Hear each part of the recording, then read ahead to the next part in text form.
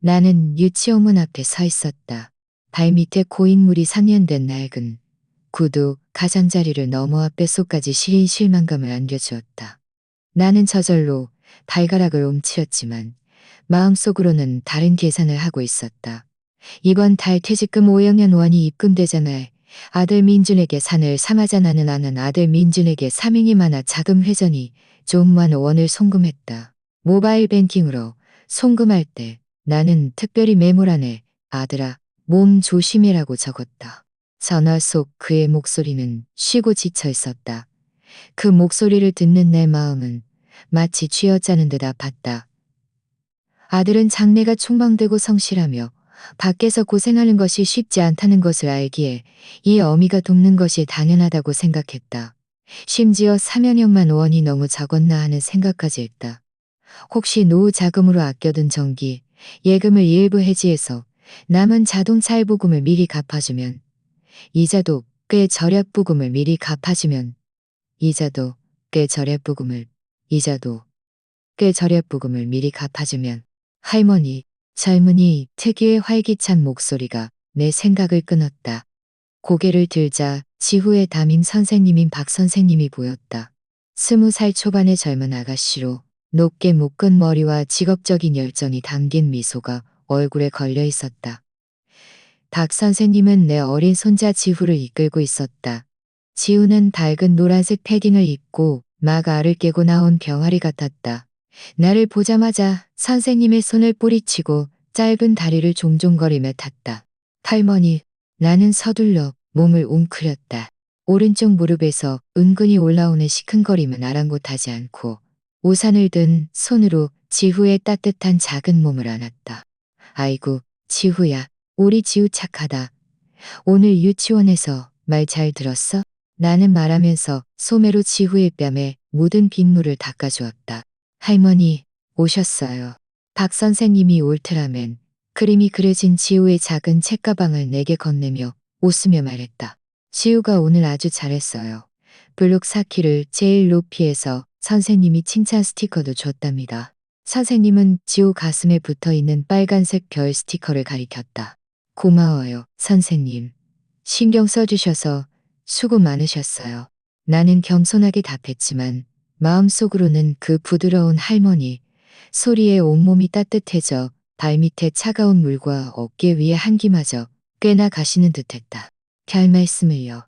박 선생님은 바람에 흐트러진 앞머리를 쓸어 올리며 나를 바라보았다. 그 시선에는 진심 어린 부러움과 존경심이 담겨 있었다. 할머니, 아드님 정말 대단하세요. 아이한테도 잘해주시고 저희 유치원 일에도 특별히 지원해주시고요. 나는 잠시 멍해졌고 미소가 입가에서 굳어졌다. 마음속으로는 뿌듯함이 밀려왔다. 에이, 별 말씀을요. 그저 자기 할 일을 하는 거죠. 너무 겸손하세요. 박 선생님의 목소리는 더 열정적으로 변했다. 마치 이야기를 들어줄 사람을 찾은 듯했다.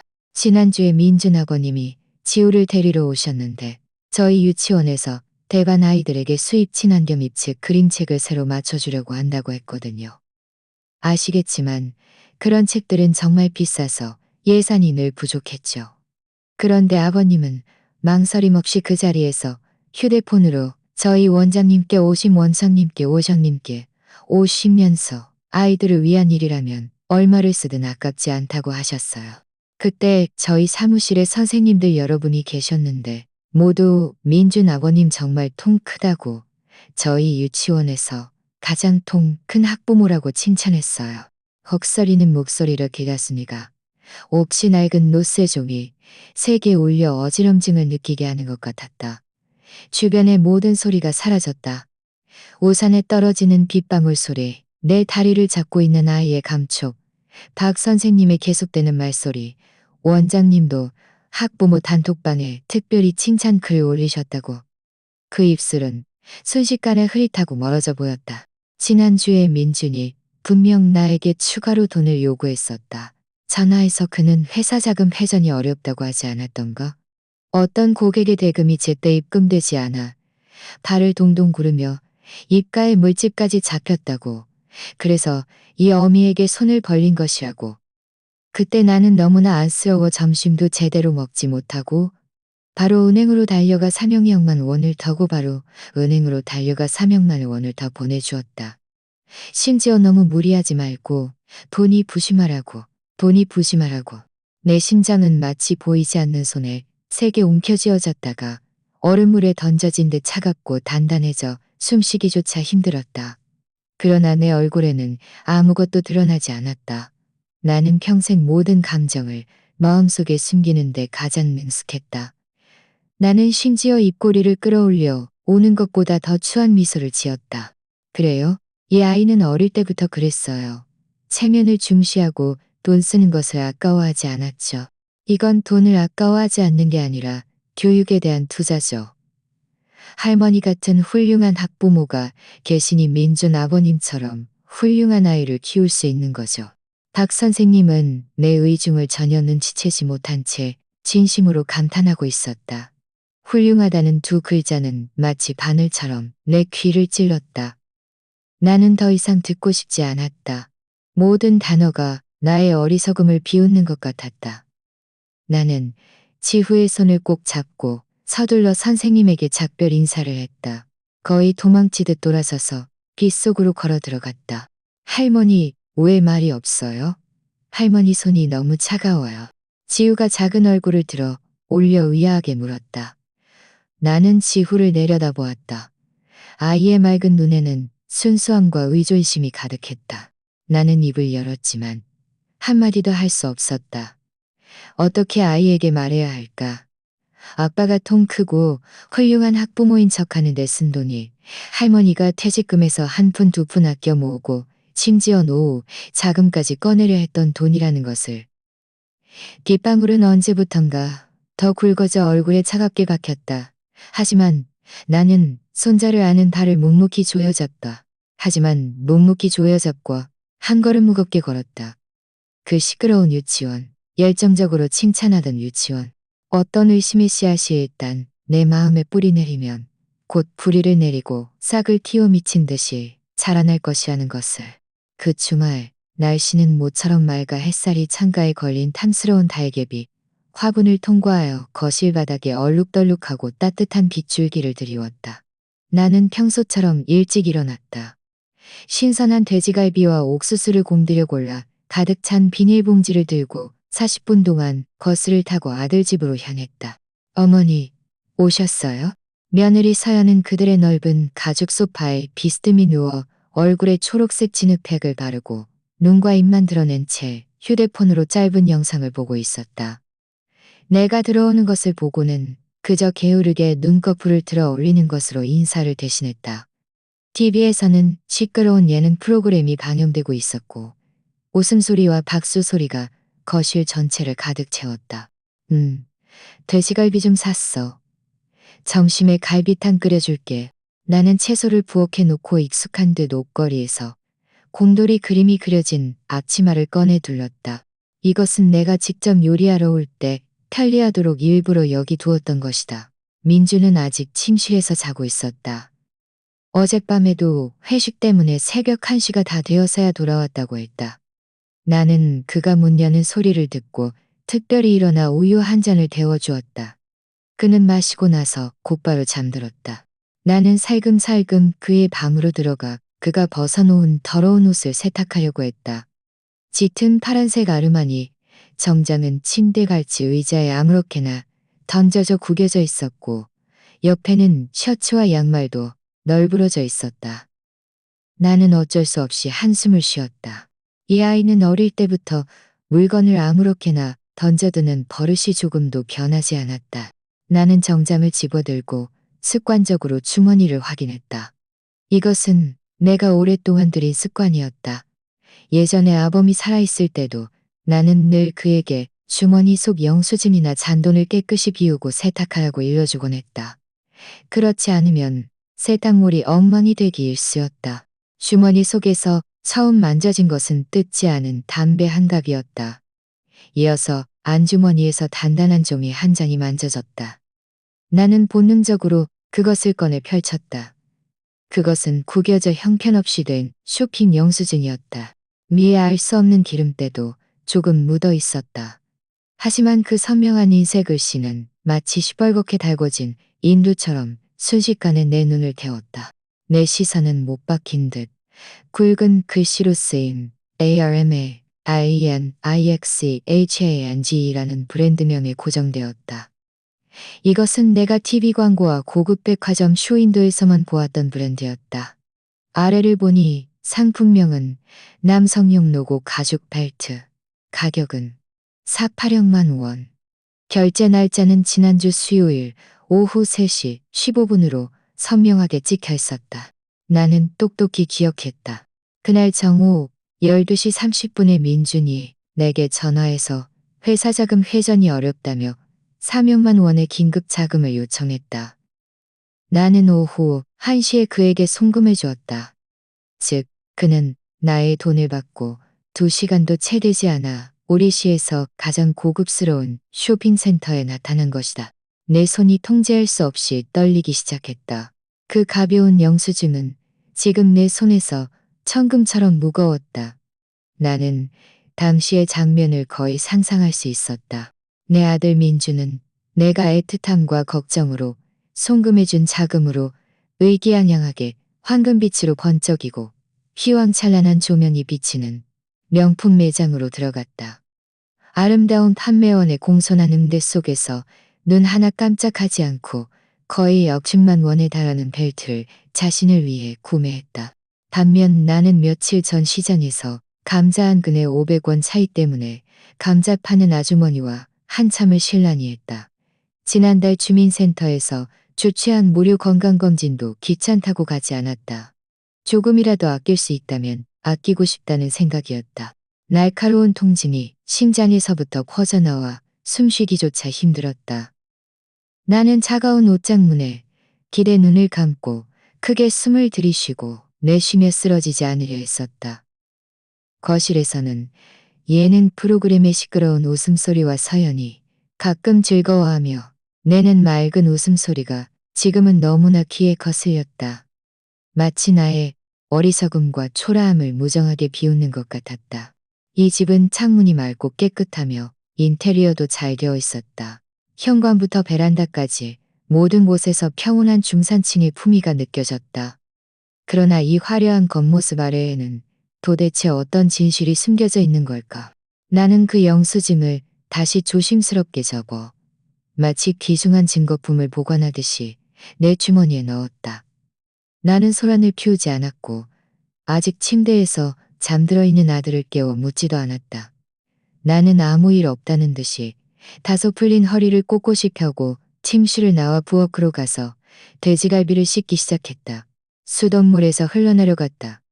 수돗물에서 흘러나오는 찬물이 내 손가락을 씻어내렸지만 나는 차가움을 느끼지 못했다.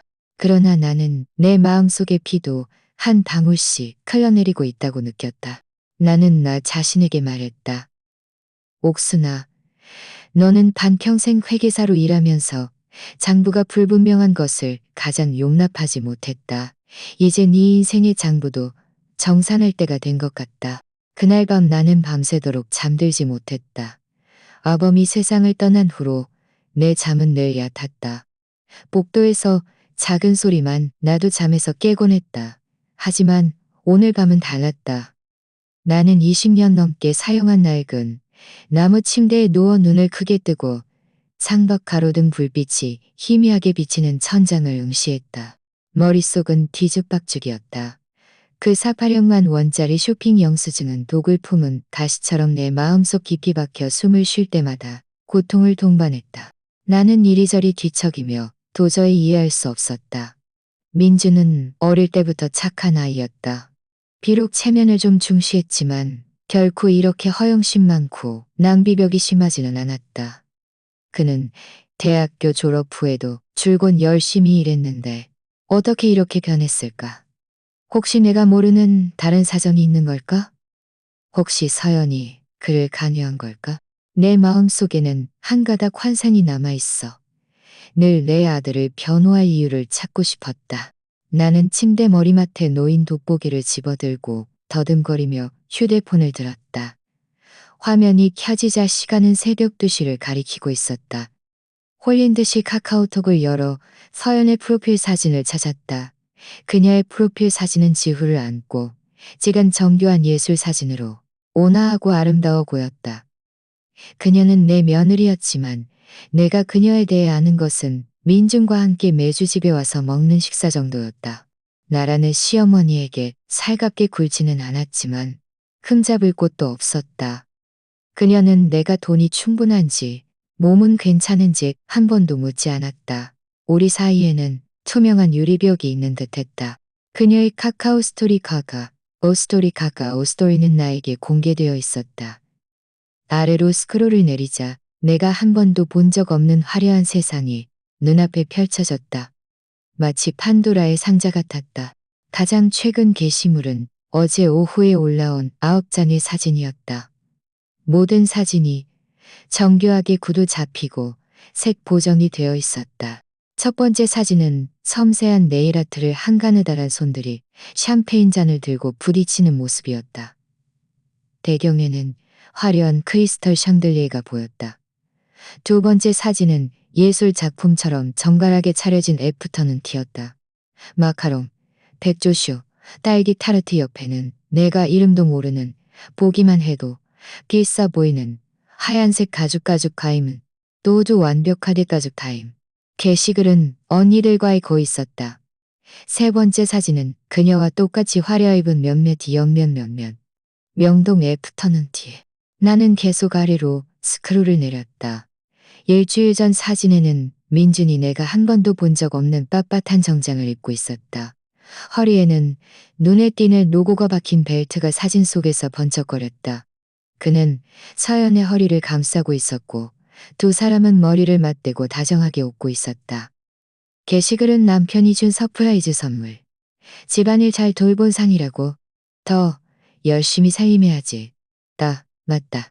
이웃들에게 듣기로는 우리 시에서 가장 유명한 부자 클럽이라고 했다. 거기서 한 끼 식사만 해도 몇십만 원은 좋게 든다고.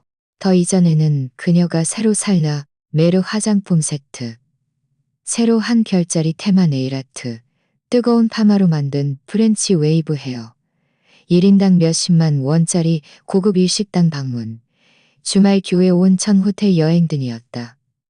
모든 게시물이 노골적으로 우아하고 세련되며 부러움을 살 만한 삶을 과시하고 있었다. 그녀는 공주처럼 살고 있었다. 여왕처럼이 아니라. 나는 손발이 차가워지고 심장이 욱신거렸다. 이것이 바로 내 아들이 회사 자금 회전이 어렵다. 자동차 할부금도 내지 못할 지경이라고 했던 삶이란 말인가? 이것이 내가 매달 300만 원 보조금으로 겨우 연명한다고 했던 그들의 작은 가정이었단 말인가. 알고 보니 내가 아끼고 아껴 모은 한 푼 한 푼 모성애로 준 모든 보조금이 그들의 이런 가짜 번영을 유지하는 연료가 되고 있었다. 나는 그들의 카카오 스토리 속 아내 바보의 훌륭한 남편과 하늘처럼 떠받들리는 행복한 아내라는 이미지 뒤에서 가장 우스꽝스럽고 비참한 돈줄이었던 것이다. 심지어 민준이 벨트를 선물한 게시물의 댓글란에서 민준 본인의 답글을 보았다. 하트 이모티콘 뒤에 여보가 행복하면 최고. 돈이야 뭐 우리 집 여왕님한테 쓰는 거지. 라고 적혀 있었다. 그 아래에는 서연의 친구들의 부러움과 좋아요가 줄지어 있었다. 서연아, 너 정말 시집 잘 갔다. 천생연분이야. 민준, 오빠 최고.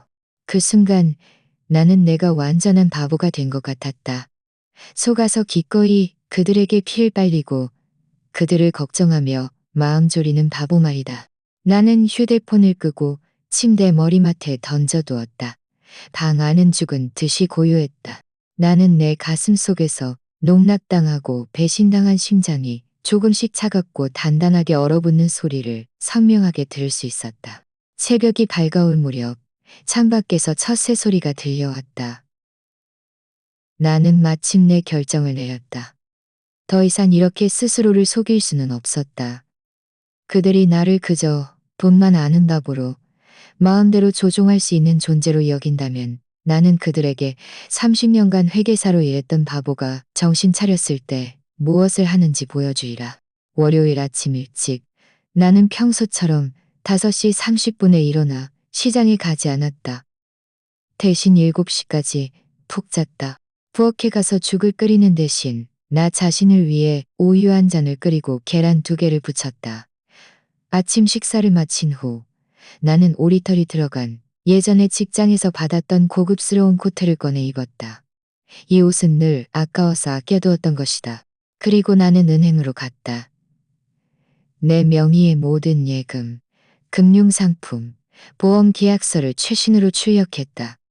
이 서류들을 정리한 후 나는 고급 슈퍼마켓에서 산 예쁘게 포장된 과일 한 봉지를 들고 이 부장님 댁 문을 두드렸다. 이 부장님은 내전 직장 동료이자 나의 상사였다. 은행 지점장 자리에서 은퇴하신 분으로 평생을 똑똑하고 유능하게 살아오셔서 사람과 세상을 꿰뚫어보는 통찰력이 있으셨다. 아범이 떠난 후 그분은 내가 속마음을 털어놓을 수 있는 몇 안 되는 친구 중 한 분이었다. 어머, 옥순아, 무슨 바람이 불어서 왔니? 옷도 이렇게 예쁘게 입고. 이 부장님은 나를 반갑게 맞아 집으로 들였다. 내 손에 들린 과일을 보고는 말했다. 오려면 그냥 오지. 뭘 이런 걸 들고 와? 너무 야박하잖아. 보고 싶어서 왔어요. 나는 과일을 내려놓고 그분의 집 부드러운 소파에 앉았다. 마음속으로는 다소 초조했다. 이 부장님은 뜨거운 용정차 한 잔에 내게 따라주고 내 맞은편에 앉아 콧등에 걸친 돋보기를 고쳐 쓰더니 단번에 내 속마음을 꿰뚫어 보았다. 말해봐. 무슨 어려운 일이라도 생겼니? 네 표정 보니 미간이 잔뜩 찌푸려져 있는데 그냥 나를 보러 온 것 같지는 않구나. 그분은 모든 것을 꿰뚫어 보는 듯한 날카로운 눈빛 아래에서 나의 위장은 순식간에 무너져 내렸다. 나는 깊이 숨을 들이쉬고 며칠 동안 일어났던 모든 일들을 박 선생님의 무심한 한마디부터 눈을 찌르는 쇼핑 영수증, 그리고 며느리의 허황된 카카오 스토리까지 하나부터 10까지 모두 말씀드렸다. 나는 최대한 침착하게 말하려 했었다.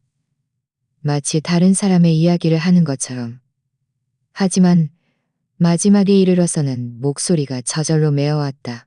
이것은 단순히 돈 문제가 아니었다. 가장 가까운 사람들에게 함께. 이 부장님은 조용히 듣고 계셨다.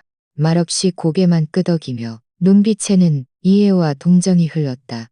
내가 말을 마치자 그분은 잠시 침묵하다가 깊은 한숨을 쉬며 말했다. 옥순아, 이건 누구라도 힘들 일이야. 너는 아들을 진심으로 대했지만 그들은 너를 돈 지갑으로 본 거야. 그분은 내 찻잔을 앞으로 밀어주며 목소리를 엄숙하게 바꿨다. 너는 평생 회계사로 일했으니 한 가지 진리를 가장 잘 알 거야. 어떤 관계든 파열의 근원은 장부가 불분명하다는 데 있어.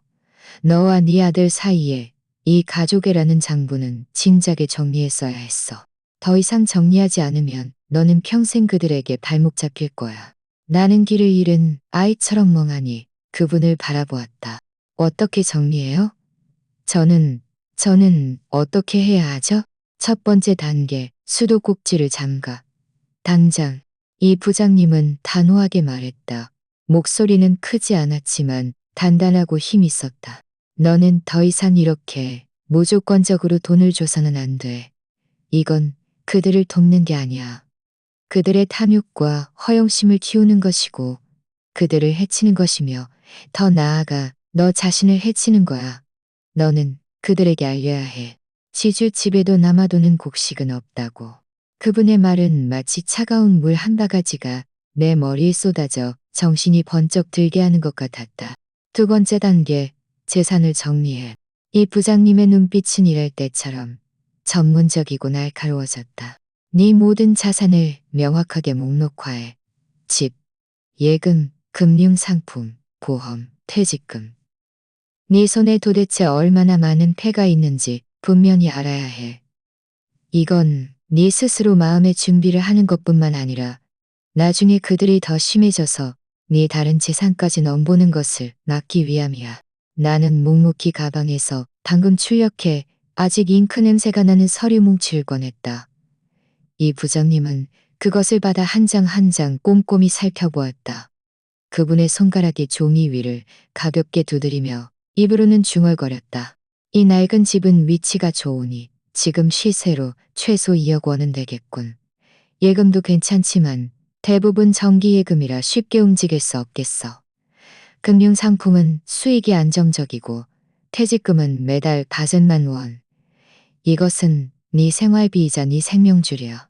그분은 서류를 정리해 내게 돌려주며 날카로운 눈빛으로 나를 바라보며 한마디 한마디 말했다. 옥순아 명심해. 이것들이 네가 안심하고 살아갈 수 있는 근본이야. 아들도 아니고 며느리도 아니고 손자도 아니야. 네 손에 쥐고 있는 이 실질적인 것들이야. 오늘부터 너는 너 자신을 위한 장부를 작성하는 법을 배워야 해. 모든 지출에 대해 가치가 있는가? 라고 스스로에게 물어야 해. 나는 여전히 망설였다. 내 생각 속에 깊이 뿌리 박힌 관념 때문이었다. 민준이는 그래도 제 하나뿐인 아들이잖아요. 이런 답답한 이 부장님은 안타까워하며 허벅지를 세게 내리쳤다. 목소리도 한 옥타브 높아졌다. 아들은 아들이고 현금인 줄기는 현금인 줄기야.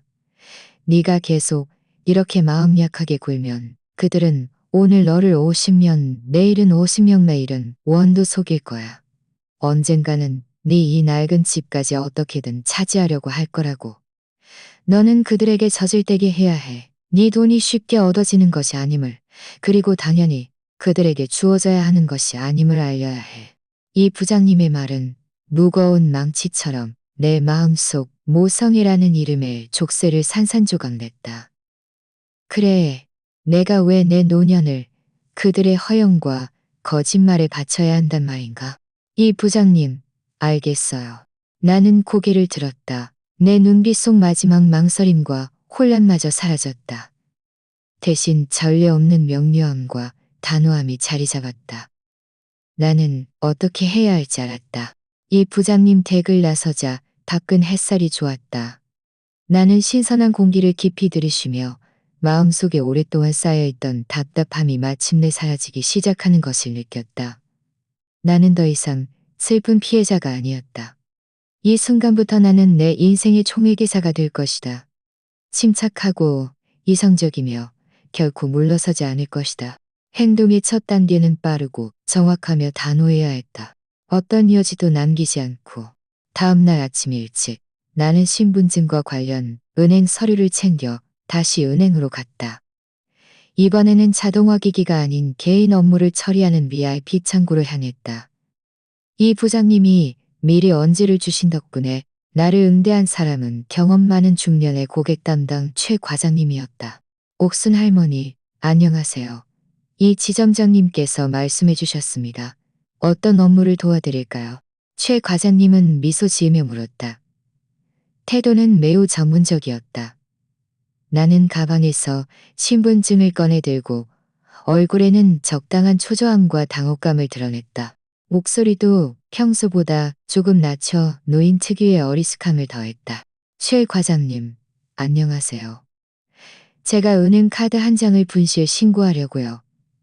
아이고, 정말 늙은이 기억력이 가물가물해서 말이죠. 어제 시장에 갔다가 잃어버렸는지 아니면 집에 어디 구석에 뒀는지 찾을 수가 없네요. 이리저리 뒤져봐도 없어요. 바로 그 월급 카드 말이에요. 이 월급 카드는 내 퇴직금이 입금되는 카드였고 매달 1일 민준에게 자동이체로 보조금을 보내도록 설정해둔 카드였다. 자동이체를 직접 취소할 수는 없었다. 너무 노골적이라 불필요한 다툼과 질문만 불러일으킬 것이었다. 나는 가장 합리적이고 자연스러운 방법으로 이 수혈관을 조용히 소리 없이 끊어버려야 했다. 네, 할머니, 걱정 마세요. 제가 조회해드리겠습니다. 최 과장님은 내 신분증을 받아 컴퓨터로 빠르게 작업했다. 조금의 의심도 없었다. 기다리는 몇 분 동안 내 심장은 다소 빠르게 뛰었고 손바닥에는 미세하게 땀이 났다. 나는 나 자신에게 말했다. 옥순아, 너는 잘못한 것이 없어. 아들을 계산하는 것이 아니야. 너는 그저 너 자신을 보호하는 것뿐이야. 그저 본래 너의 것이었던 것을 되찾는 것뿐이야. 할머니, 조회되었습니다. 이 카드는 일단 구두로 분실 신고를 해드리겠습니다. 7일 후에 정식으로 효력이 발생합니다. 고객님의 자금 안전을 위해 지금 새 카드를 발급받으시는 것을 추천합니다. 기존 카드에 있던 자금은 자동으로 새 카드로 이체됩니다.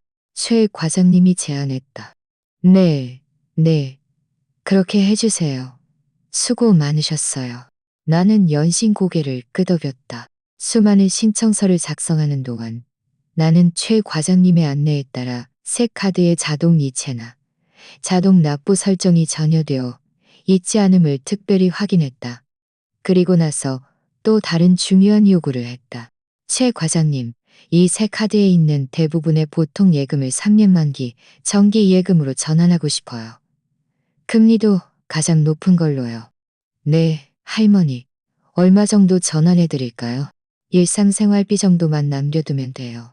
나는 잠시 생각하다가 말했다. 잔액은 1,000만 원만 남겨두고 나머지는 모두 전환해 주세요. 남은 돈은 제가 쓸 곳이 따로 있어요. 나는 이 일이 마무리되면 그 돈으로 젊은 시절의 여행 꿈을 이루리라 계획하고 있었다. 최 과장님은 다소 놀란 눈으로 나를 바라보았다. 아마 내가 노인인데도 이렇게 적은 보통 예금을 남겨두는 것이 좀 이상하다고 생각하는 듯했다. 하지만 그래도 전문적으로 업무를 처리하기 시작했다. 그가 각 플라스틱 냄새가 나는 새 은행 카드와 적지 않은 금액이 찍힌 정기 예금 증서를 내게 건네주었을 때 나는 마음속에 오랫동안 매달려 있던 큰 돌덩이가 마침내 내려앉는 것을 느꼈다.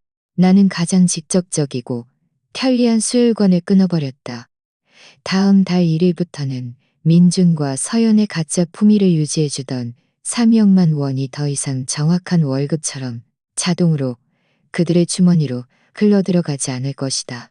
나는 새 카드와 정기 예금 증서를 조심스럽게 속주머니에 넣고 최 과장님에게 정중히 인사했다.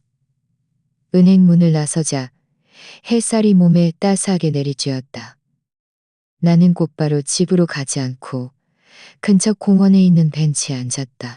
공원에는 유모차를 밀고 다니는 젊은 엄마들의 행복한 피곤함이 가득한 얼굴로 오고 갔고 서로 부축하며 힘겹게 걷는 백발의 노인들은 세월의 흔적이 깃든 평온함을 눈에 담고 있었다. 내 마음은 전례 없이 평온했다. 나는 민준이 어렸을 때를 회상했다. 그때는 집안 형편이 좋지 않았다. 나와 아범은 국영 기업에 다니며 월급이 많지 않았지만 우리는 아끼고 아껴서라도 그에게 가장 좋은 학용품을 사주고 그때 가장 유행하던 롯데리아에 데려가 주곤 했다. 그가 시험에서 1등을 할 때마다 우리는 복권에 당첨된 것처럼 기뻐하며 이웃들에게 며칠 동안 자랑하곤 했다.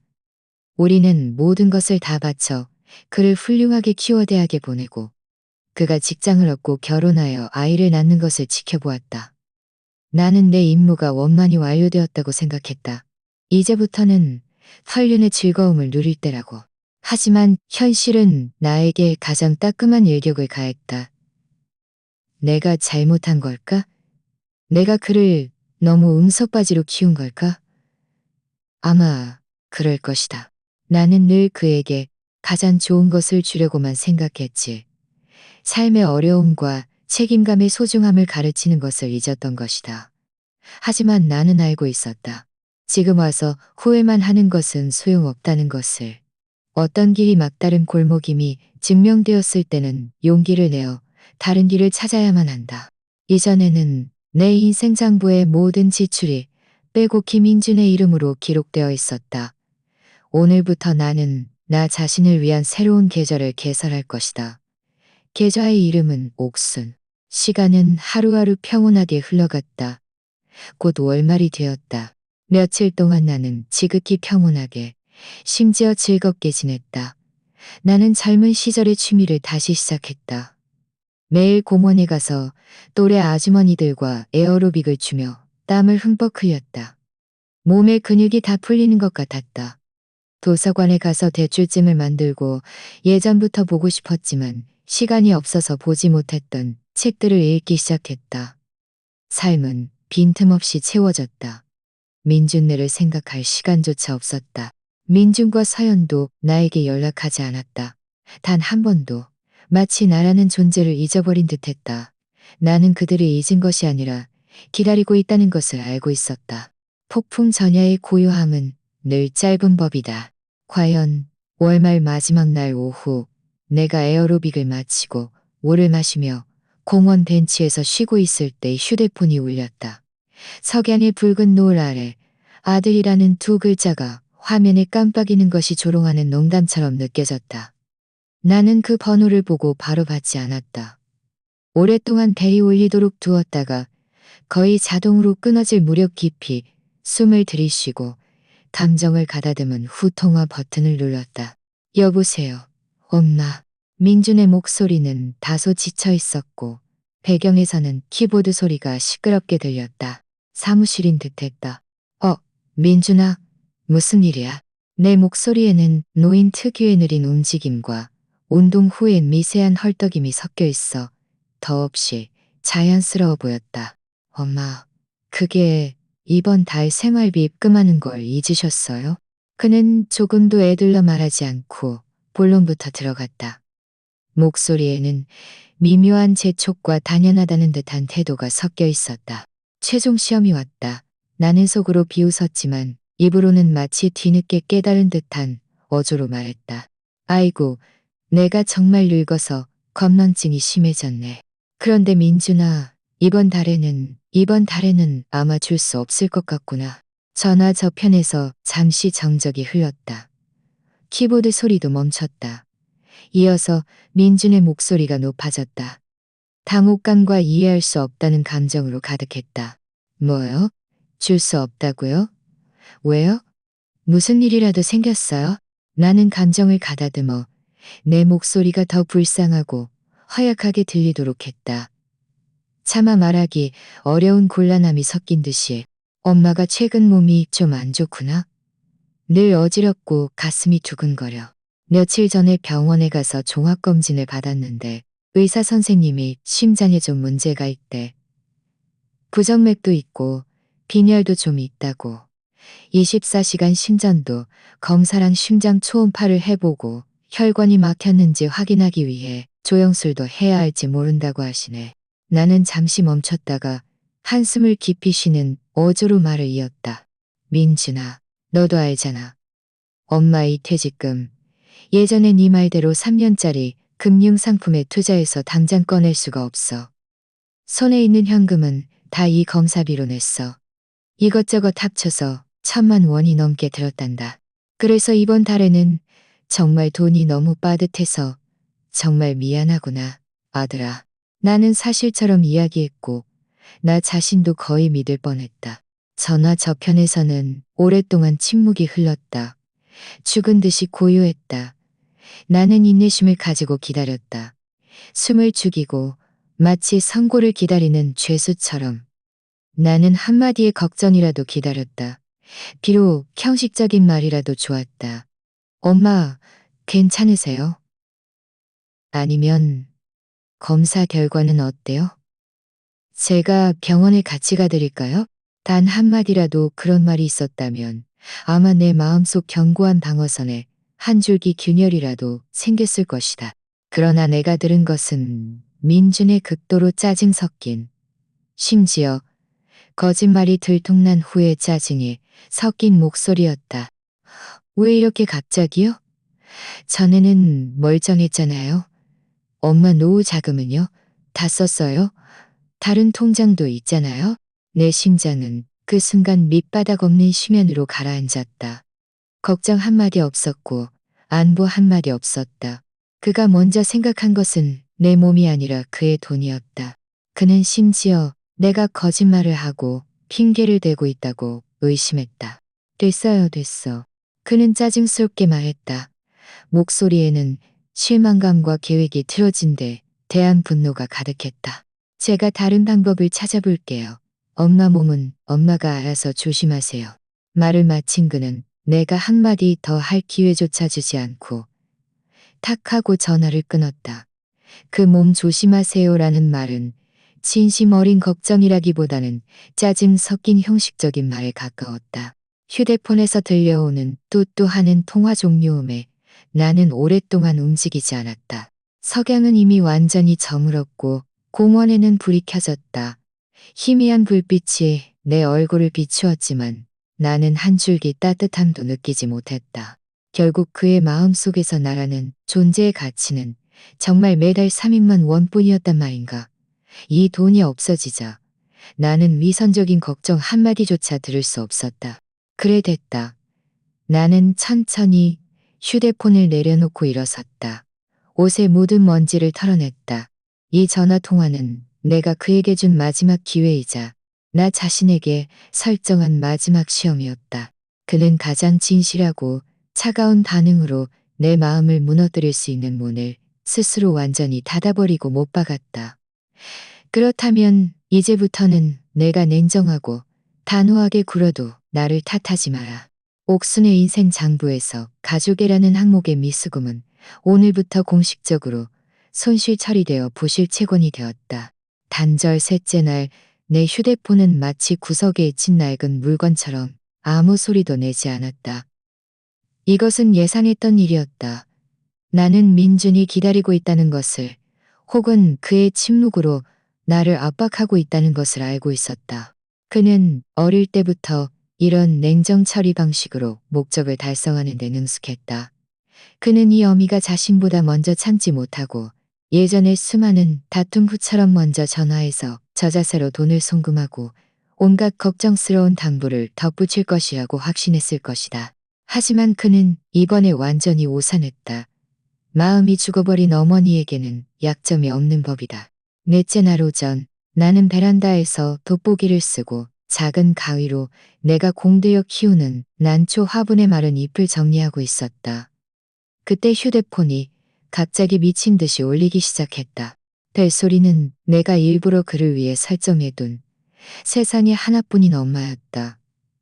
지금 들으니 절묘한 아이러니로 가득했다. 발신자 표시에는 여전히 아들이라고 떠 있었다. 나는 느긋하게 마지막 말은 잎 하나를 정리하고 작은 가위를 도구함에 넣어둔 후 손을 씻고 물기를 닦아냈다. 그리고 나서야 아무렇지 않게 휴대폰을 들어 전화를 받았다. 엄마. 전화를 받자마자 민준의 분노가 억눌린 포효 소리가 들려왔다. 마치 폭탄이 터지는 소리처럼 귀청을 때려 내 귀가 멍해졌다. 엄마, 대체 뭐 하는 거예요? 왜 아직도 돈을 안 보냈어요? 제 자동차 할부금이 오늘 아침에 결제 실패해서 연체됐다고요. 은행에서 방금 독촉 전화가 왔어요. 저한테 엄청나게 퍼부었다고요. 제 신용 등급에 문제라도 생기면 엄마가 책임질 수 있어요? 연이은 질문들은 당당하고 침해당한 이익에 대한 분노로 가득했다. 마치 내가 그에게 엄청난 빚을 지고 용서받을 수 없는 죄를 저지른 것처럼. 나는 청력 손상을 피하기 위해 휴대폰을 귀에서 조금 떨어뜨렸다. 그리고 거실로 가서 소파에 앉아 따뜻한 물 한 잔을 따랐다. 평온한 어조로 마치 오늘 날씨가 좋다고 말하는 듯이 말했다. 내가 너한테 말했잖아. 내가 아프다고. 돈이 없다고. 아프면 300만 원도 못 낸다는 거예요? 누굴 속이려고 해요? 엄마 그 금융상품들은요? 노후 자금은요? 아무 통장에서나 조금만 꺼내면 되는 거 아니에요? 엄마? 혹시 일부러 그러는 거예요? 대체 뭘 하고 싶은 거예요? 혹시 서연이가 엄마한테 뭘 잘못했어요? 그는 심지어 이간질을 시작하며 책임을 아내에게 전가하려 했다. 뭘 하고 싶냐고? 나는 물 한 모금을 마셔 다소 마른 목을 축였다. 목소리는 크지 않았지만 모든 단어가 또렷하고 명확했다. 나는 그저 나 자신을 위해 살고 싶은 것뿐이야. 민준아, 너는 이미 30살이고 가정을 이룬 성인이야. 너는 네 삶에 대해 책임지는 법을 배워야 해. 마치 저 털어진 아이처럼 늘 엄마한테만 의지하지 말고. 제가 뭘 책임을 안 졌다고요? 그는 꼬리 밟힌 고양이처럼 순식간에 화를 내며 목소리가 격앙되고 다소 변조되었다. 제가 힘들게 일해서 돈 벌고 가족을 먹여 살리는데 제가 뭘 책임을 안 졌다고요? 엄마가 갑자기 돈을 끊지만 않았으면 제가 연체될 일이 있었겠어요? 엄마 때문에 서연이도 저랑 며칠째 싸우고 있다고요. 제가 무능해서 이 정도 돈도 해결 못한다고 하잖아요. 그렇구나. 갈등이 이미 부부 내부로 성공적으로 전환되었군. 아주 잘된 일이다. 그건 너희 부부 사이의 일이지. 나랑은 상관없어. 나는 소파 등받이에 기댔다. 목소리에는 한 줄기 온기도 없었다. 자동차 할부금은 네 스스로 체면 때문에 산 아우디 차량이고 그 차도 너희가 타고 다니는 거잖아. 그런데 왜 운전면허도 없는 이 늙은 할머니가 너희 빚을 갚아줘야 해? 나는 그럴 의무가 없어. 전화 저편에서 민준의 거친 숨소리가 들려왔다. 분명히 화가 머리끝까지 난 모양이었다.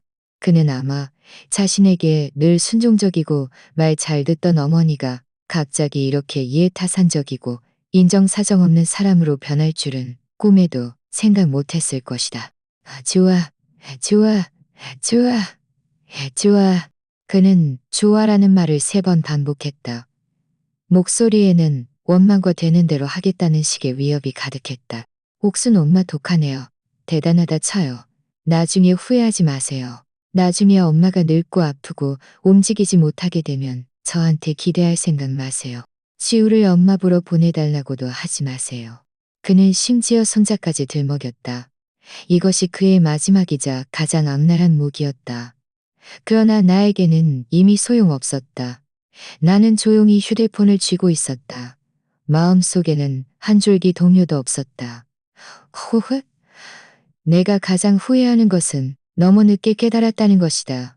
노후에 관해서는 나는 집도 있고 예금도 있고 예금도 있고 퇴직금도 있다. 결정적인 순간에 이런 것들이 응석바지 아들보들이 응석바지 아들보다 훨씬 가네. 나는 일어서서 창가로 갔다. 아래층 작은 화원에서는 아이들이 뛰놀며 웃음소리가 맑게 울려 퍼졌다. 삶은 본래 이렇듯 햇살로 가득해야 했다.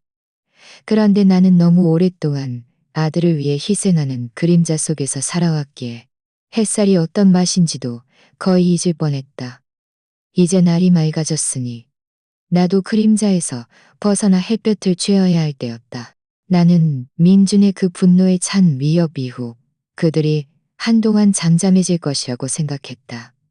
적어도 당장의 재정 위기를 해결할 방법을 먼저 찾을 것이라고. 하지만 진짜 폭풍은 서연이 일으켰고 그것도 극히 극적인 방식으로였다. 토요일 오후 나는 집에서 TV 강의 영상을 보며 에어로빅을 배우고 있었다. 그때 오랫동안 연락이 없던 먼 사촌 하은에게 갑자기 전화가 왔다. 전화 속 그녀는 가십성 짙으면서도 동정적인 어조로 자신이 직접 목격한 기이한 이야기를 내게 들려주었다. 옥순 언니, 어제 시내 롯데백화점에서 누구를 봤는지 아세요? 언니네 며느리 서연 씨를 봤어요. 하은의 목소리는 낮게 깔려 있었고 주체할 수 없는 흥분으로 가득했다. 그래. 나는 담담하게 대답하며 손에 하던 동작을 멈추지 않았다. 아이고, 그 장면 정말 너무 민망했어요. 언니, 제가 말이죠. 그 서열 씨가 화려하게 차려입은 친구들과 함께 구찌 매장에서 신상 가방을 하나 골랐는데 초록색인데 보기만 해도 엄청 비싸 보이는 거예요. 그런데 계산할 때 글쎄 결제가 안 되는 거예요.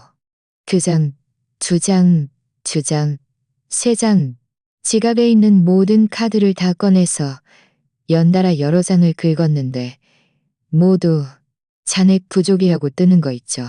나는 그 장면을 상상할 수 있었다. 체면을 하늘보다 중요하게 여기는 서연에게 이것은 공개적인 모욕이나 다름없었다. 그때 매장에 사람들도 많았는데 유니폼 입은 직원들은 얼굴이 굳어지고 원숭이 구경하듯이 쳐다보는 거예요. 서연 씨 친구들도 표정이 이상했는데 웃고 싶어도 못 웃고 휴대폰만 보는 척 하더라고요. 결국 서연 씨는 얼굴이 빨개져서 민망하게 직원에게 그 가방 안 사겠다고 하고는 슬그머니 도망치듯 나갔어요. 정말 창피해 죽는 줄 알았어요. 옆에서 어떤 사람이 저거 카카오 스토리에서 행복한 민준 알았어요. 전화를 끊고 나서 나는 조금의 통쾌함도 느끼지 못했다. 그저 모든 것이 제자리를 찾은 듯한 평온함만 있었다. 얼음이 석차 얼려면 하루아침에 되는 것이 아니다. 그들의 내 노년을 담보로 유지되던 화려한 삶은 아름다운 거품과 같았다. 살짝 건드리기만 해도 터져버리는. 나는 그녀가 반드시 나를 찾아올 것이라는 것을 알고 있었다. 과연 저녁 무렵 우리 집 초인종이 급하고 세게 울렸다. 나는 현관문 구멍으로 밖을 내다보았다. 복도 샘서든이 청백한 빛을 비추는 아래 민준과 서연이 서 있었다. 두 사람 모두 온몸이 흠뻑 젖어 마치 흠뻑 젖은 닭 두 마리 같았다. 머리카락은 초라하게 얼굴에 달라붙어 있었고 빗물이 뺨을 타고 흘러내렸다. 민준의 눈은 붉게 충혈되어 있었고 주먹으로 문을 계속해서 두드리고 있었다. 서연은 옆에서 끊임없이 얼굴을 닦고 있었는데 빗물인지 눈물인지 알 수 없었다. 입으로는 격앙된 목소리로 무언가를 계속 말하고 있었다. 나는 문을 열지 않았다. 그저 조용히 지켜볼 뿐이었다. 엄마, 문 열어요. 엄마 집에 있는 거 다 알아요. 문 열라고요. 민주는 문을 두드리며 소리쳤다. 그의 목소리는 텅 빈 복도에서 더욱 섬뜩하게 울렸고 더 이상 갈 곳 없는 사람의 광기가 서려 있었다. 나는 미동도 하지 않았다. 심지어 한 걸음 뒤로 물러나 진동하는 문에서 멀어졌다. 문을 두드리는 것이 소용없자 민준의 동작이 멈췄다. 복도에는 잠시 고요가 흘렀고 창밖의 바람 소리와 빗소리만 들렸다. 이어서 쿵 하는 둔탁한 소리가 들렸다. 무거운 것이 바닥에 떨어지는 소리 같았다. 나는 깜짝 놀라 다시 문 구멍으로 밖을 내다보았다. 심장이 쿵하고 내려앉아 거의 멈출 뻔했다. 민준.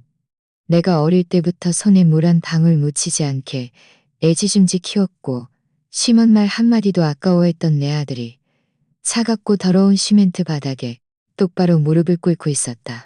엄마. 그의 목소리는 두꺼운 방화문을 뚫고 들어왔다.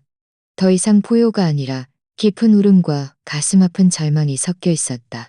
제가 잘못했어요, 엄마. 제가 정말 잘못했어요. 제가 인간도 아니에요. 제가 망난이에요. 제발 문 좀 열어주세요. 제발 저희 한 번만 더 도와주세요. 서연도 그의 옆에 웅크리고 앉아 그의 팔을 붙잡고 숨이 넘어갈 듯 울고 있었다. 엄마, 저희 정말 살 수가 없어요. 자동차 할부금, 주택담보대출, 신용카드, 모든 청구서가 날아왔어요. 은행에서 최후 통첩을 보냈어요. 돈을 갚지 않으면 저희 고소당하고 집도 법원에 압류당할 거예요. 그들의 울음소리는 밖의 바람소리, 빗소리와 뒤섞여 마치 무딘 칼날처럼 내 심장을 한 번 한 번 느리고 잔인하게 베어내는 것 같았다. 마음이 아프지 않다고 하면 거짓말일 것이다. 그들은 어쨌든 내가 10달 품어 낳은 살부치였고 내가 온갖 고생 끝에 키워낸 아이였다. 하지만 이성은 냉혹한 간수처럼 나를 꽉 붙잡고 문을 열어서는 안 된다고 속삭였다. 일단 이 문을 열면 내가 지금까지 해온 모든 노력이 숲으로 돌아갈 것이라고. 내가 어렵게 세운 방어선이 순식간에 무너질 것이라고. 그들은 이 방법이 여전히 효과적이라고 생각할 것이고 나는 차가운 문에 기대 눈을 감았다. 두 손을 꽉 쥐어 손톱이 손바닥에 깊이 파고들도록 힘주며 내 마음을 철석같이 단단하게 만들려 애썼다. 엄마, 정말 그렇게 잔인한가요? 정말 눈 뜨고 외아들이 감옥 가는 걸 보고 하나뿐인 손자가 돌아갈 집이 없는 걸 보려고요? 민준의 울부짖음에는 히스테리컬한 위협과 감정적 협박이 섞여 있었다. 나는 대답하지 않았다. 엄마, 제발요.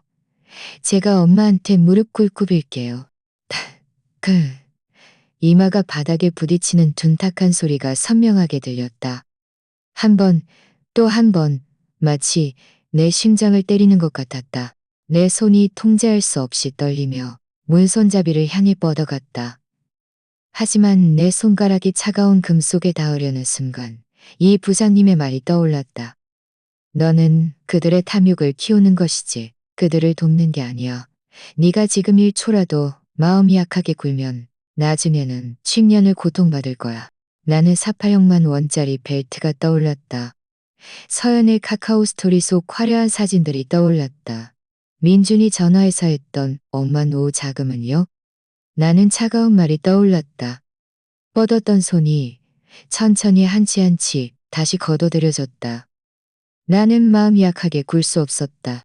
이번에는 그들이 교훈을 얻도록 해야 했다. 정말 뼛속 깊이 새겨지는 교훈을. 문 밖의 울부짖음과 애원은 계속되었지만 나는 더 이상 듣지 않았다. 나는 돌아서서 한 걸음 한 걸음 침실로 걸어갔다. 이불을 꼭 덮어 그 폭풍우 치는 세상과 나를 격리시켰다. 이 밤은 잠 못 드는 밤이 될 것이 분명했지만 나는 알고 있었다. 해가 뜨면 모든 것이 결판날 것이라는 것을.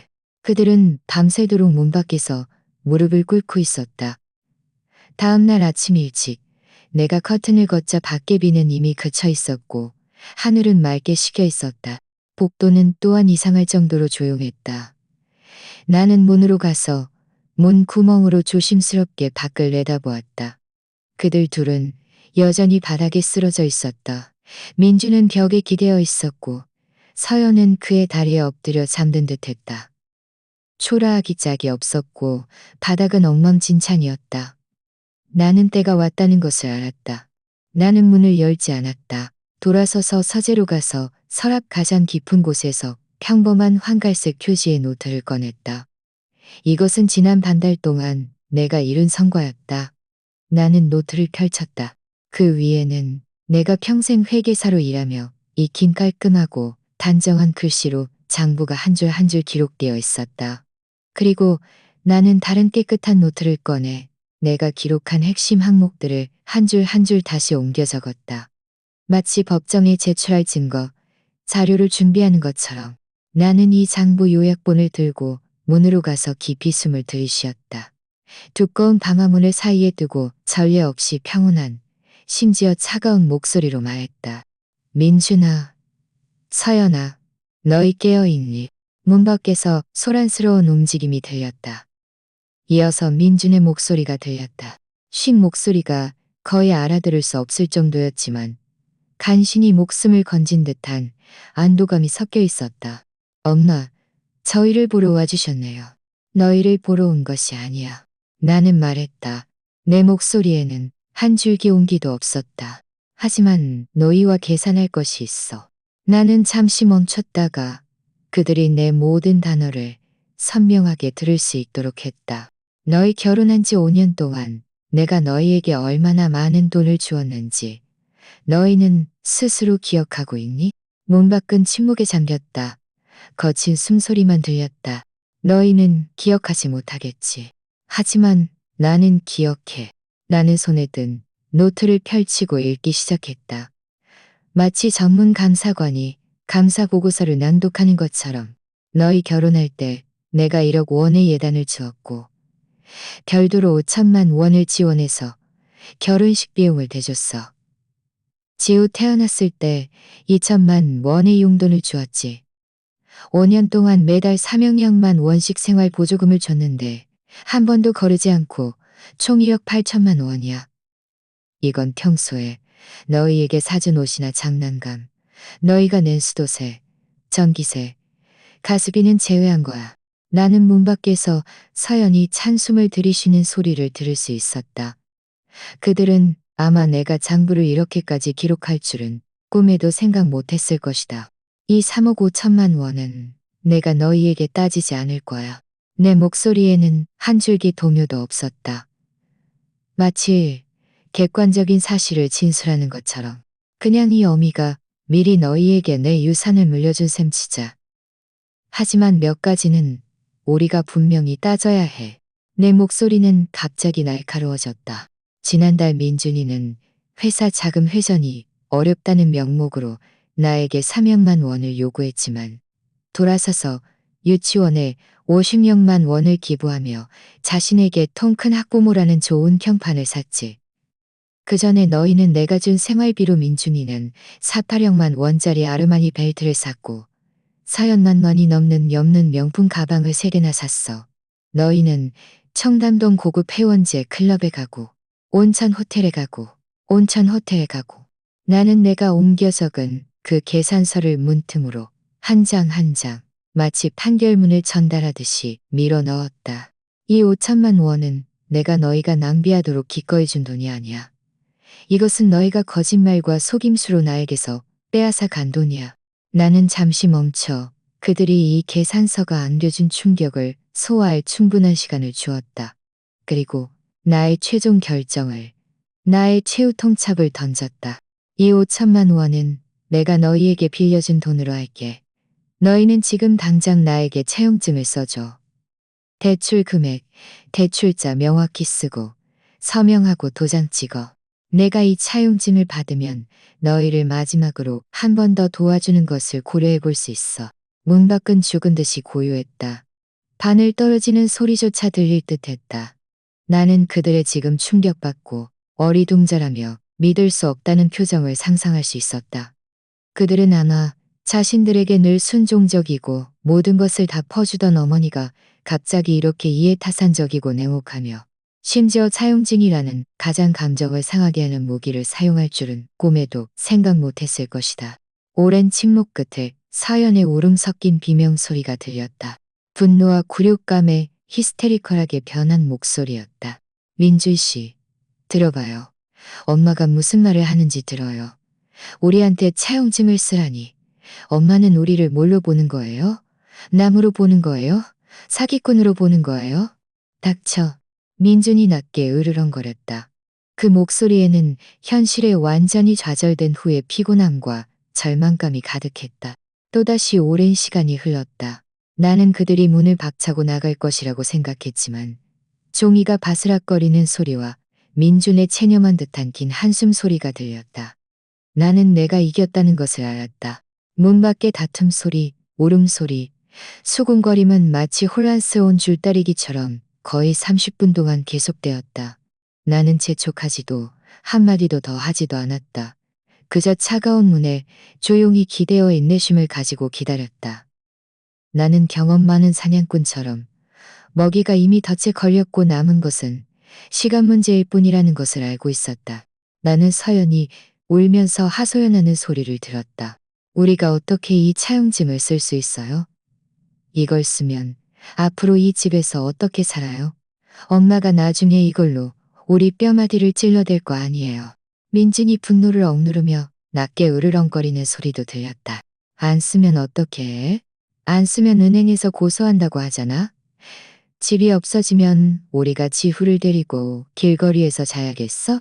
마지막에는 모든 소리가 서연에 억눌린 절망적인 흐느낌으로 변했다. 나는 그들이 이미 선택을 했다는 것을 알았다. 허황된 체면과 잔혹한 현실 사이에서 그들은 후자를 택했다. 마침내 문틈 아래로 구겨진 종이 한 장이 천천히 밀려 들어왔다. 나는 몸을 숙여 두 손가락으로 그 종이를 혐오스럽게 집어들었다. 어떤 노트에서 찢어낸 줄 칸이 있는 종이였고 가장자리는 찢어져 거칠었다. 위에는 민준의 알아보기 힘들 정도로 휘갈겨 쓴 글씨로 이렇게 적혀 있었다.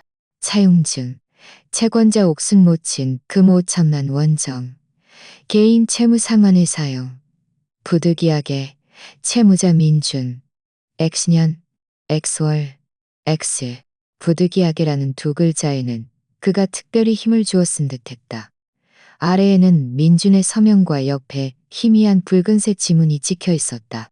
그 가볍지만 천금같이 무거운 차용증을 보며 내 마음은 만감이 교차했다. 이것은 내가 원했던 결과가 아니었다. 나는 언젠가 나와 아들 사이에 이런 식으로 관계를 정산해야 할 줄은 꿈에도 생각 못했다.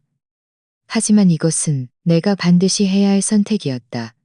나는 차용증 한 장으로 기형적이고 한없이 요구만 하던 가족애를 끊어버렸고 나 자신에게는 깨끗하고 더 이상 구속받지 않는 노년을 얻었다.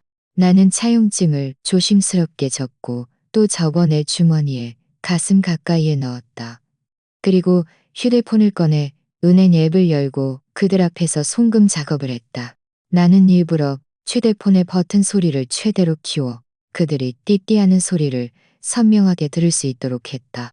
너희에게 5천만 원을 송금했어. 내 목소리는 문틈을 통해 선명하고 차갑게 전달되었다. 많지도 적지도 않게 신용카드와 자동차 할부금의 최소 상환액 정도 될 거야. 고소당하는 건 피할 수 있을 테니. 주택담보대출은 너희 집이니 너희가 알아서 해. 이건 내가 너희를 돕는 마지막이야. 돈은 너희에게 주었지만 그 차용증은 내가 잘 보관할 거야. 갚으라고 재촉하지는 않겠지만 그것은 너희에게 늘 상기시켜 줄 거야. 너희가 나에게 빚진 것은 돈뿐만이 아니라 너희가 5년 동안 낭비해버린 나의 진심이라는 것을. 이제부터는 너희가 알아서 잘 살아. 더 이상 나를 찾아오지 마. 말을 마친 나는 문 밖에서 들려오는 어떤 소리에도 더 이상 아랑곳하지 않고 돌아서서 한 걸음 한 걸음 거실로 걸어갔다. 나는 창가로 가서 창문을 열었다. 새벽 공기가 비온 뒤 흙냄새를 머금고 불어와 밤새도록 곤탁했던 내 머리를 맑게 해주었다. 아래층에서는 삶이 이미 정상으로 돌아와 있었다. 어떤 이는 새벽 운동을 하고 어떤 이는 강아지를 산책시키고 있었다. 따뜻한 아침 식당은 이미 문을 열었고 모든 것이 생기로 가득했다. 나는 문 밖에서 그들이 서로 부축하며 일어서는 소리와 점점 멀어지는 발소리를 들었다. 그들은 떠났다. 나는 뒤돌아보지 않았고 문 구멍으로 다시 확인하지도 않았다.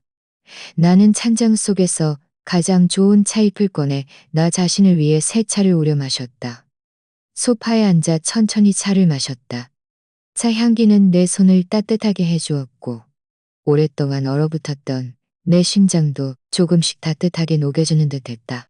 거의 한 달 가까이 이어진 이 가족 전쟁은 마침내 나의 방식으로 마침표를 찍었다. 나는 이기지도 않았고 지지도 않았다.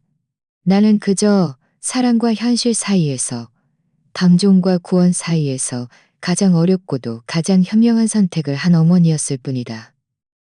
오늘부터 민준과 서연은 자신들의 인생에 대한 대가를 치르는 법을 배워야 할 것이다. 그 대가가 얼마나 무겁든 간에. 그리고 나, 옥순도 이제 진정으로 나 자신을 위해 사는 법을 배워야 할 때였다. 정산 후 삶은 전례 없는 평온함을 되찾았다. 민준과 서연은 더 이상 나를 찾아오지 않았다. 심지어 전화 한 통, 카톡 메시지 하나도 없었다. 나는 그 차용증이 보이지 않는 차가운 장벽처럼 우리 사이에 완전히 가로놓여 있다고 짐작했다.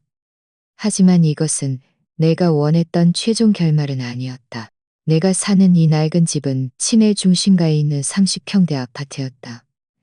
넓기는 했지만 그들의 집과 너무 가까웠다. 불과 15분 거리. 이런 지리적 근접성은 나에게 완전히 벗어날 수 없는 속박감을 주었다. 나는 어느 날 시장이 가는 오후에 나도 모르게 그들의 아파트 단지 아래로 돌아갈까봐 두려웠다. 그들이 잘 지내는지 또다시 걱정하기 시작할까봐 내 자신을 통제하지 못할까봐 두려웠다. 나는 완전히 새로운 시작, 과거와 완전히 작별할 새로운 환경이 필요했다. 그래서 또 다른 햇살 가득한 아침, 나는 모든 오래된 이웃들을 깜짝 놀라게 할 결정을 내렸다. 집을 팔기로 한 것이다. 옥순아, 정말 잘 생각했니? 이 집에서 평생을 살았는데 벽돌 하나하나에도 정이 들었을 텐데. 아래층 김 아주머니가 내 손을 잡고 아쉬운 표정으로 말했다. 맞아. 그리고 아들 집이랑 가까워서 나중에 늙고 아프면 돌봐줄 사람도 있고. 옆집 박 할아버지도 나를 설득했다. 사람들의 선의 어린 설득에 나는 그저 미소 지으며 고개를 저었다. 이 집에는 분명히 나와 아범이 벽돌 하나하나 쌓아 올린 추억이 가득했다. 하지만 이제 거실에 있는 익숙한 소파를 볼 때마다 나는 민준이 문 앞에 무릎 꿇었던 그 비바람 치던 밤을 더 많이 떠올렸다. 그 아름다웠던 추억들은 이미 지울 수 없는 먼지로 뒤덮여 있었다. 돌봄에 관해서는 더 이상 기대할 수도 없었다.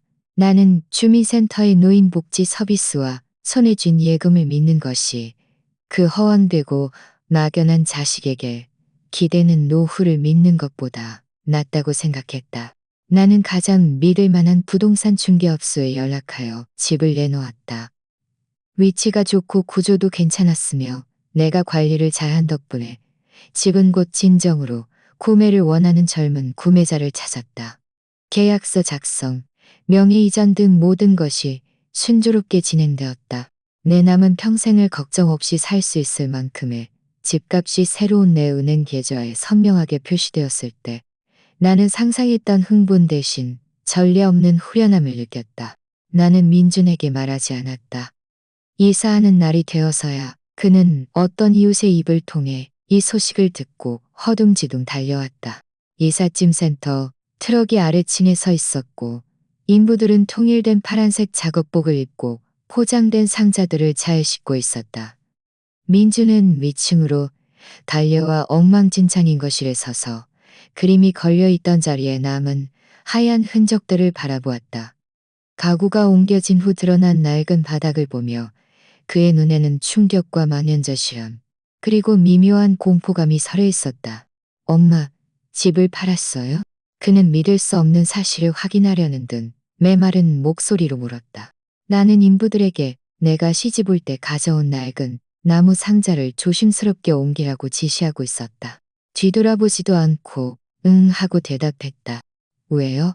이렇게 큰일을 왜 저랑 상의도 안 했어요?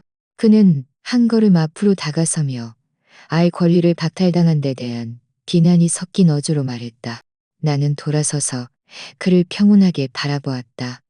한 달이라는 짧은 시간 동안 그는 살이 많이 빠졌고 눈밑 다크서클이 심했으며 머리카락도 다소 흐트러져 있었다.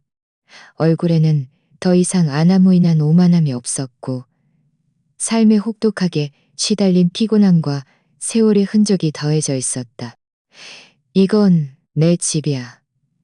나와 네 아범이 평생을 바쳐 일군 재산이야. 나는 누구와도 상의할 필요 없어. 나는 평온하지만 단호한 어조로 말했다. 그리고 내가 집을 판 것이 너한테 더 좋은 거 아니니? 이제 더 이상 이 집에 신경 쓸 필요 없잖아. 그는 내 말에 할 말을 잃었다. 얼굴은 붉어졌다가 하얘졌고 입술을 몇 번 움직였지만 한마디도 할 수 없었다. 그럼 엄마는 앞으로 어디서 살아요? 그는 어쩔 줄 모르는 아이처럼 답답하게 물었다. 그건 네가 신경 쓸 일 아니야. 나는 아래층 트럭을 가리켰다. 나는 이미 교회 호수 공원 아파트에 방 하나, 거실 하나짜리 작은 아파트를 샀어. 환경도 좋고 아주 조용해. 여기에서 차로 1시간 넘게 걸리니 우리 모두에게 좋을 거야. 지리적으로, 심리적으로 완전히 단절된 것이다. 그는 어릴 때부터 자란 익숙한 집이 낯설고 텅 비어버린 것을 보며 아마 처음으로 진정으로 깨달았을 것이다. 그가 잃은 것은 언제든 돌아와 밥을 먹고 언제든 보조금을 요구할 수 있는 후반 기지뿐만이 아니었다. 그가 어떤 잘못을 저지르든 무조건적으로 감싸줄 마지막 안식처를 잃은 것이었다. 엄마. 그는 입을 열어 부드러운 말을 하려 했지만 나는 그에게 기회를 주지 않았다. 나는 내 사진첩이 담긴 마지막 작은 꾸러미를 들고 그에게 말했다. 가야겠어. 나는 가봐야 해.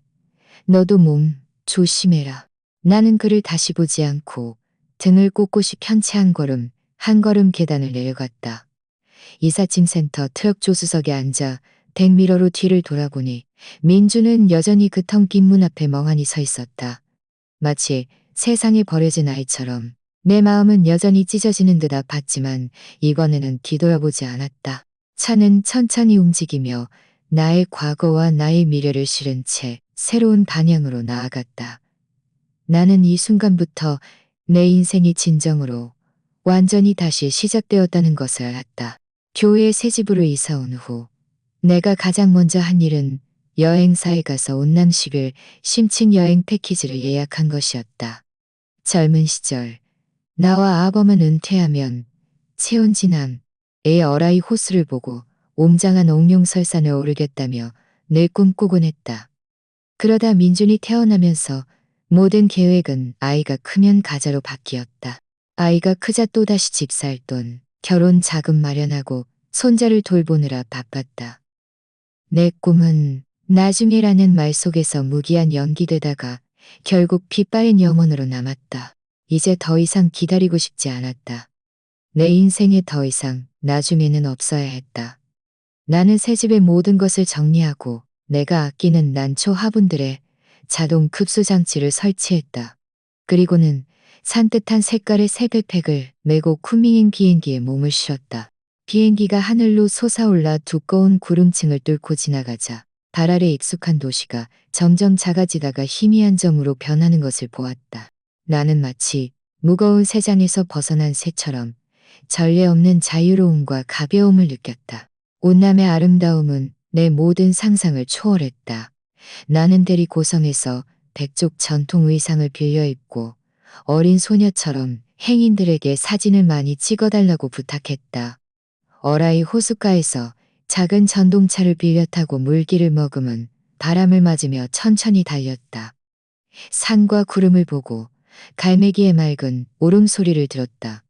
여강의 객잔에서는 창가 자리에 앉아 보이차를 주문하고 떠돌이 가수들이 기타를 주문하고 그렇게 오후 내내 앉아 아무것도 생각하지 않고 아무것도 하지 않았다.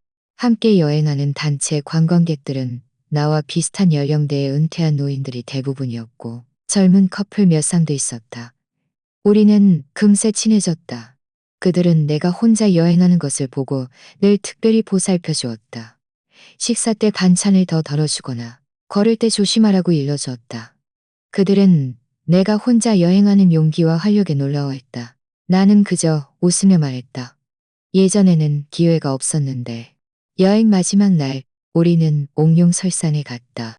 흔들리는 케이블카를 타고 넘실거리는 구름바다를 뚫고 지나가자 성스럽고 순결하며 햇살 아래 형광빛으로 반짝이는 설산이 아무런 가림막 없이 눈앞에 펼쳐졌다. 나는 그 웅장하고 거대한 풍경에 감동하여 눈물을 흘렸다.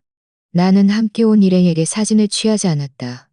사진 속 나는 불꽃처럼 선명한 빨간색다. 사진 속 나는 불꽃처럼 선명한 입고 설산 아래 푸른 달의 계곡 옆에 서 있었다. 마음껏 웃어 눈이 실눈이 되고 얼굴의 주름마저 활짝 펴질 정도로. 그날 밤 호텔로 돌아와 나는 예전에는 한 번도 해보지 않았던 일을 했다. 카카오 스토리에 글을 올린 것이다. 나는 설산 아래에서 찍은 그 사진을 골라 오랫동안 생각했다. 그리고 아직 서툰 한글 자판으로 한 문장을 적었다. 인생의 후반전. 나 자신을 위해 살다. 보내기 버튼을 누르는 순간 내 심장은 빠르게 뛰었다. 이것은 마치 의식과 같았다. 과거에 비천하고 억압받던 나 자신에게 작별을 고하고 세상에 나의 새로운 삶을 선언하는 의식 같았다. 고 휴대폰에서 띠링띠링 소리가 울리기 시작했다. 좋아요와 댓글이 물밀듯이 쏟아졌다. 이 부장님이 가장 먼저 댓글을 달았다. 엄지손가락을 치켜세운 큰 이모티콘 뒤에 잘했어. 옥순아. 이게 바로 네가 원하는 모습이야. 너무 아름답다. 라고 적혀 있었다. 예전 직장 동료들도 앞다퉈 너무 아름답다. 라고 적혀 있었다. 라고 적혀 있었다. 예전 직장 동료들도 앞다퉈 너무 아름다워요. 설산보다 사람이 더 아름다워요. 부러워요. 나는 호텔의 부드러운 침대에 기대어 한 줄 한 줄 댓글을 읽고 답글을 달았다. 눈가가 촉촉해졌다. 내가 나 자신을 위해 살기로 선택하고 나 자신의 빛을 발산하자 이렇게 많은 사람들이 진심으로 나를 응원해주고 있었던 것이다. 나는 휴대폰을 끄고 창가로 갔다. 창밖은 여강 구성의 수많은 불빛으로 따뜻하고 고요했다. 나는 깊이 숨을 들이쉬었다. 공기 속에는 설산의 맑고 달콤한 기운이 섞여 있었다. 나, 옥순, 60세, 싱글, 자녀 부담 없음. 집도 있고 예금도 있고 건강하며 여행과 동양화 그리기를 좋아한다. 내 인생은 이제 막 시작되었다. 온남에서 돌아온 후 내 삶은 충실하고 규칙적으로 변했다. 마치 잔잔한 소곡처럼. 나는 주민센터에서 새로 개설한 노인대학에 등록하여 젊은 시절부터 배우고 싶었던 동양화를 배우기 시작했다. 가장 기초적인 붙잡는 법, 먹물 조절하는 법부터 시작하여 매일 아침 공원에 가서 사람들과 함께 태극권을 마친 후 오후에는 햇살 가득한 작은 서재에서 화선지를 펼치고 함께 태극권을 마친 후 오후에는 햇살 가득한 작은 서재에서 화선지를 펼치고 한부탄 부타첩을 모사했다. 나는 또 아파트 단지에서 버려진 주황색 길고양이 한 마리를 주워왔다. 그가 처음 왔을 때는 뼈만 앙상하고 눈빛은 겁에 질려 있었다. 나는 그를 동물병원에 데려가 검사를 받고 예방접종을 시켰다. 이름은 원보라고 지어주었다. 지금 그는 이미 통통하게 살이 올라 매일 해가 그림을 그릴 때 책상 위로 떼교 부리는 그림을 그릴 때 책상 위로 뛰어올라 작은 손을 모으고 조용히 옆에 엎드려 있는 것을 가장 좋아한다. 나는 민준과 서연의 존재를 거의 잊을 뻔했다. 그들은 마치 내 인생 장부에서 이미 상극 처리된 낡은 채권 같았다. 비록 거기에 남아있지만 나는 더 이상 그들을 들춰보지 않았다. 그러던 어느 날 초겨울 오후 낯선 전화 한 통을 받았다. 여보세요? 전화 저편에서는 잠시 침묵이 흘렀다. 망설이는 듯 하더니 다소 낯설고 지친 목소리가 들려왔다. 없나? 저예요. 민준. 내 손은 붓을 쥐고 막 완성된 매화, 그림의 글씨를 쓰려던 참이었다. 그 목소리를 듣자 내 손이 허공에서 멈췄다. 진한 먹물 한 방울이 붓끝에서 떨어져 파선지에 번지며 눈을 찌르는 먹물 자국을 만들었고 그림 전체를 망쳐버렸다. 무슨 일이야? 내 목소리는 평온해서 나 자신도 다소 놀랐다. 마치 중요하지 않은 판내 전화를 받는 것처럼. 아무것도 아니에요. 그의 목소리는 다소 초조하고 겸손해 보였다. 내가 기억하는 그 당당하고 포효하던 무릎까지 꿇었던 아들과는 완전히 다른 사람이었다. 그냥 며칠 전에 아래층 김 아주머니를 만났는데 엄마가 운남으로 여행 가셨다고 하더라고요. 그래서 엄마 잘 지내시는지 여쭤보려고요. 잘 지내. 나는 담담하게 대답했다. 그리고 망쳐버린 그림을 구겨 휴지통에 던져 넣었다. 또다시 어색한 침묵이 흘렀다. 나는 전화 저편에서 TV 애니메이션의 시끄러운 소리와 지후의 희미한 울음소리, 그리고 서연의 짜증 섞인 질책 소리를 들을 수 있었다. 그들의 삶은 엉망진창인 듯했다. 다행이네요. 그는 답답하게 말했다. 저희는 얼마 전에 그 아우디 차를 팔았어요. 나는 아무 말도 하지 않고 조용히 들었다. 마치 나와 상관없는 이야기를 듣는 것처럼. 서연 씨도 일자리를 찾았어요. 백화점에서 옷 판매원으로 일하는데 힘들긴 해도 한 달에 버는 돈이 많지는 않아도 그래도 생활은 할 수 있어요. 그의 목소리에는 삶에 완전히 닳고 닳아버린 후의 체념과 어쩔 수 없음이 담겨 있었다. 저희는 지금 돈을 잘 모아서 엄마 돈을 갚고 지우를 잘 키우려고만 생각하고 있어요. 내 마음속에는 한 줄기 동요도 없었다. 심지어 그럴 줄 알았지. 왜 진작에 안 그랬어? 하는 통쾌함조차 없었다. 이것은 그들 스스로 선택한 길이었고 그들 스스로 걸어가야 할 길이었다. 고통은 그들이 마땅히 받아야 할 교훈이었다. 엄마. 그는 조심스럽게 마치 무엇인가를 놀라게 할까봐 두려워하는 듯이 거의 애원하는 어조로 물었다. 혼자 거기서 지내시는 거 익숙하세요? 날씨 추워졌는데 옷 따뜻하게 입으셔야 해요. 이것은 몇 달 만에 그가 나에게 한 첫 진심 어린 걱정이었다. 내 마음이 미세하게 부드러워졌다. 마치 깃털이 가볍게 스쳐 지나간 것처럼. 하지만 그뿐이었다. 어떤 상처는 딱지가 앉으면 더 이상 피를 흘리지 않지만 다시는 처음처럼 매끄럽고 흉터 없는 모습으로 돌아갈 수 없는 법이다. 나는 붓을 내려놓고 창가로 갔다. 창밖에 앙상한 은행나무는 찬 바람 속에서도 굳건히 서 있었다. 나는 평온하게 말했다. 나는 잘 지내. 원보가 있어서 아주 시끄러워. 민준아, 스스로 걸을 줄 알아야 진짜 어른이 되는 거야. 전화 저편에서는 오랫동안 아무 소리도 들리지 않았다. 그가 내 말의 의미를 이해했는지 알 수 없었다. 그럼 엄마, 몸 조심하세요. 제가 먼저 끊을게요. 마지막으로 그는 이 말로 통화를 끝냈다. 전화를 끊고 나서 나는 다시 서재로 돌아가지 않았다. 거실로 가자 원보가 야옹하고 소파에서 뛰어내려와 보송보송한 머리로 다정하게 내 바지가랑이를 비볐다. 나는 그를 안고 소파에 앉아 창밖으로 점점 어두워지는 하늘을 바라보았다. 나는 그를 용서하지도 않았고 더 이상 그를 미워하지도 않았다. 그는 마치 내 삶에서 한때 가장 중요했지만 이제는 멀리 떠나버린 지나가는 손님과 같았다. 나는 그가 내 아들이라는 것을 기억할 것이다. 나는 여전히 마음속으로 그를 위해 기도하며 그가 진정으로 성숙해지기를 바랄 것이다.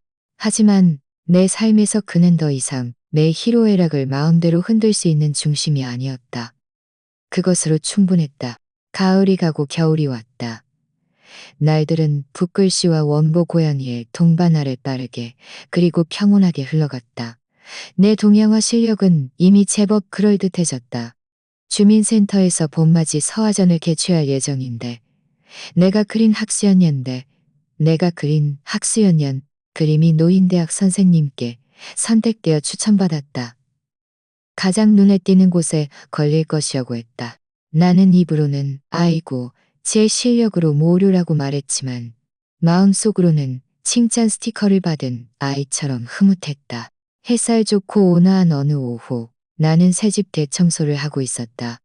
서재를 정리하던 중 우연히 낡은 가죽 상자에 겹겹이 쌓인 틈새에서 내 인생 호반을 바꾼 그 황갈색 표지의 낡은 장부를 찾아냈다. 나는 그것을 베란다 흔들의자에 앉아 돋보기를 쓰고 표지에 묻은 먼지를 털어내며 천천히 펼쳤다. 첫 페이지에는 나와 아범이 결혼했을 때 그가 아름다운 만년필 글씨로 쓴 미 글자가 적혀 있었다. 근검절약. 아래에는 작은 글씨로 사랑하는 아내 옥순에게라고 쓰여 있었다. 그 익숙한 글씨를 보자 나도 모르게 눈가가 촉촉해졌다. 첫 페이지에는 나와 아범이 막 결혼했을 때의 지출 내역이 기록되어 있었다. 한 줄 한 줄 그 시대의 검소함과 꼼꼼한 계산이 느껴졌다. 연탄 구매 1,000원, 옥순새 옷 만들 1,700원 사명전 오픈. 가운데 수십 페이지는 빼곡하게 거의 모든 큰 지출이 민준이라는 이름과 관련되어 있었다. 그의 학비, 그의 생활비, 그의 집 계약금, 그의 결혼 예단. 그것은 내가 전반생 동안 어머니로서 바친 모든 헌신과 핏단이었다. 원망도 후회도 없었다. 나는 민준의 서명과 희미한 붉은 지문으로 인해 다소 구겨진 차용증 페이지를 펼쳤다. 오랫동안 조용히 바라보았다. 이 종이 한 장은 마치 분수령처럼 내 인생을 두 개의 완전히 다른 단계로 명확하게 나누어 놓았다. 그리고 나는 장부의 마지막 페이지를 펼쳤다. 그것은 텅 빈 종이었다. 나의 새롭고 무한한 가능성으로 가득 찬 미래처럼. 나는 일어서서 서재로 돌아가 내가 아끼는 붓을 찾아 정성껏 먹을 가였다. 그리고 다시 베란다로 가서 장부를 무릎에 펼쳐 놓았다.